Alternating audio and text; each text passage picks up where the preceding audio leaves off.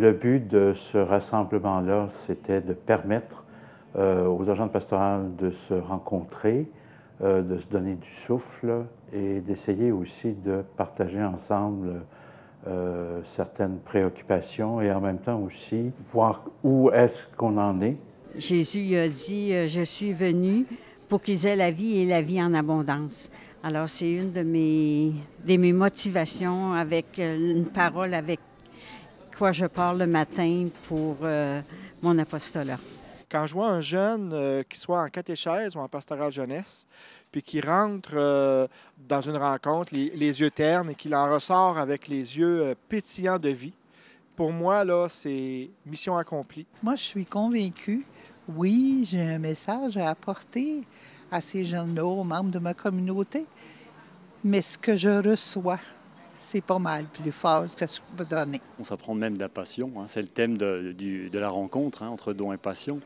Je crois que si on arrive là à travailler en pastoral, c'est pas par hasard, c'est que quelque part on a fait l'expérience d'une rencontre avec le Christ qui est le grand enseignant finalement, celui qui nous motive et qui nous stimule, hein, qui fait qu'on est là, qu'on a le goût de transmettre. Les jours où j'ai eu le goût de tout lâcher à cause de difficultés, bien, c'est cette parole-là que j'ai entendue.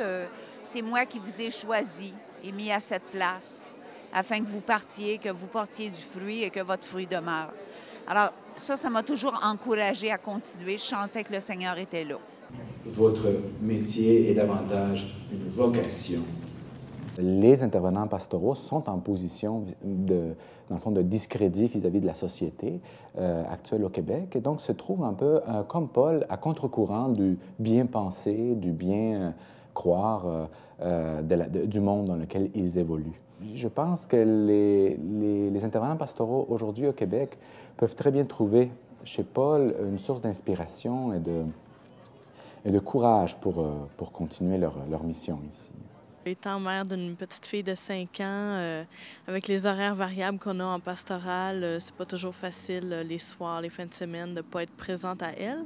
Et également, puisque mon conjoint a le même travail, la même mission que moi, donc on essaie de concilier les deux ensemble. Je dirais mon plus grand défi, c'est de présenter autre chose que le négatif qu'on entend tout le temps. L'Église, la foi, c'est beau. C'est intéressant. C'est effectivement un défi. À vrai dire, je ne pensais pas commencer tout de suite à être agente pastorale, mais je le fais pour aider aussi. Il y a un besoin. Alors, j'en ai encore pour 2 ans d'études. Alors, c'est sûr que c'est exigeant. Pour moi, la formation est essentielle pour toute agente pastorale. C'est nécessaire, c'est primordial parce que sans cette connaissance-là, je me demande comment serait ma pratique, comment je pourrais réfléchir, comment je pourrais m'adapter à cet environnement-là qui est autour de moi. Puis j'espère que ça va inspirer les jeunes et les parents. Et puis pour la catéchèse surtout, parce que le but de la catéchèse et les sacrements, vraiment le but ultime, même d'après le directeur de la catéchèse, c'est vraiment d'être en communion avec Jésus-Christ.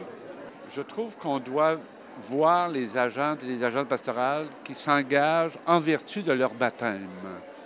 Et ça, c'est un peu difficile à mettre en relief.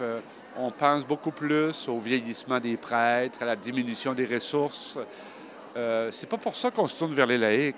Depuis Vatican II, les laïcs sont là en vertu de leur baptême, de leur confirmation. Ils sont investis des charismes qu'il faut pour faire vivre l'Église.